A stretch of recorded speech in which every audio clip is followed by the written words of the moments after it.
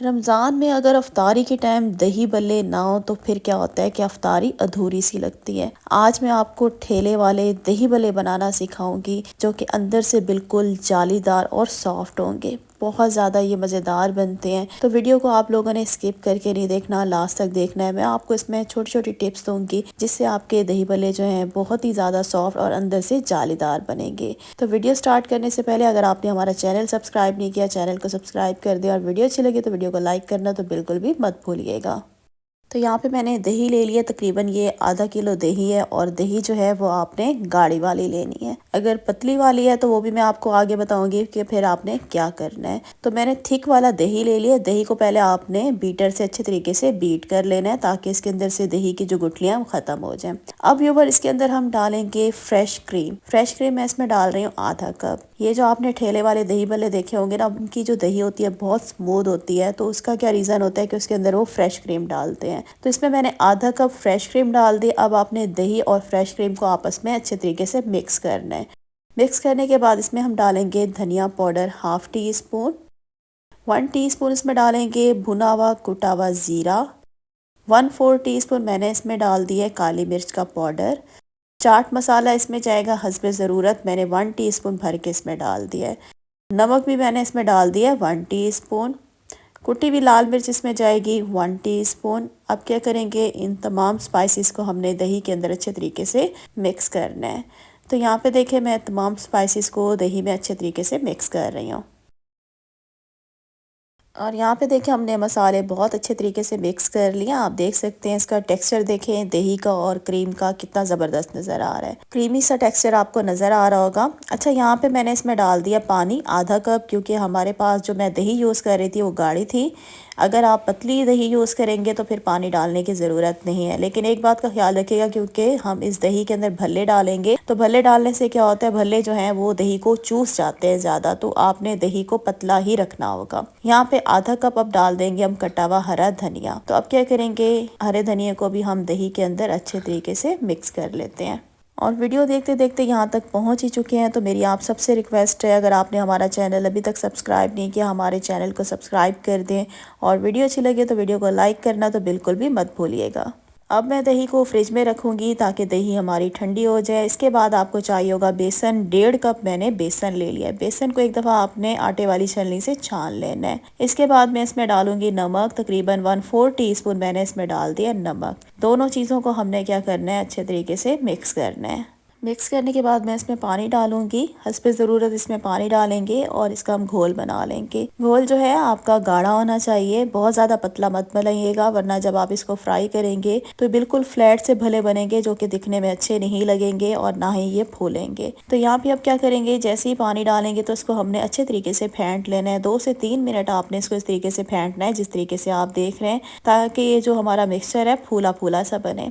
2 से 3 मिनट फेंटने के बाद इसमें मैंने डाल दिया है मीठा सोडा, जो पकोड़ों वाला सोडा होता है, तकरीबन 1 टीस्पून। 1 टीस्पून इसमें हमने पकोड़ों वाला सोडा डाल दिया है, मीठा सोडा। अगेन आपने इसको विस्क की मदद से अच्छे तरीके से फेंट लेना है, तकरीबन 1 से 2 मिनट के लिए। इसका फेंटना बहुत ज़्यादा ज़रूरी होता है, इसके बाद ही आपके जो भले बनेंगे वो जालीदार और सॉफ्ट बनेंगे। तो यहाँ पे हमारा मिक्सचर जो है तैयार हो गया है। इसको अब हम क्या करेंगे, रेस्ट देंगे 5 मिनट के लिए। 5 मिनट के बाद यहाँ पे मैंने चूल्हे रख दिया था ऑयल गर्म होने के लिए। जैसे ऑयल मीडियम गर्म हो जाएगा तो इसमें हम ये जो पकौड़ा वाला घोल है इसमें हम डाल देंगे। तो ये मैं हाथों की मदद से डाल रही हूँ, अगर आप चाहें तो चम्मच की मदद से भी डाल सकते हैं।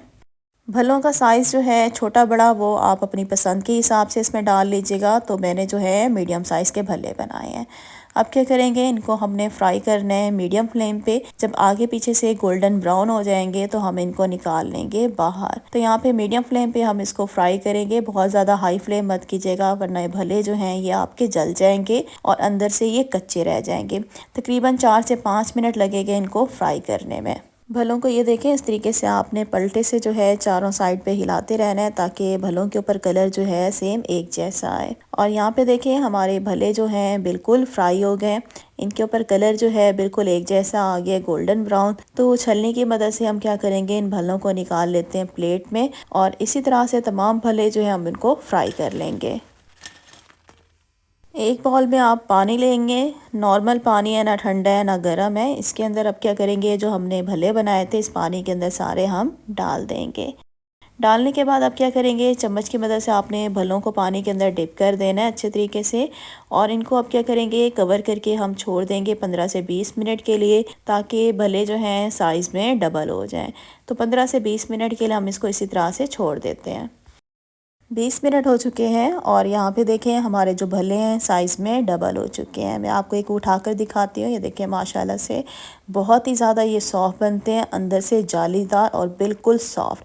अब क्या करेंगे, भलों के अंदर से हमने पानी निकाल लेना है। हाथ की हथेली से आपने इनको हल्का हल्का प्रेस करना है, तो इसके अंदर से जो पानी होगा वो सारा निकल जाएगा।